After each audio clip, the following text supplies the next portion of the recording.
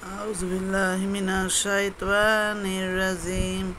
বিসমিল্লাহিৰ ৰহমানিৰ Rahim. সূৰা বাকাৰা 61 number আয়াত।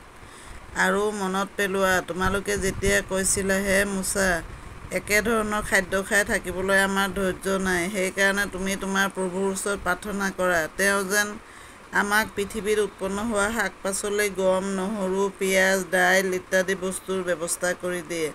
তেতিয়া মুছাই ক'লে, তোমালোকে উত্তম বস্তুৰ পৰিৱৰ্তে অতি নিম্ন স্তৰৰ বস্তু বিচাৰানে?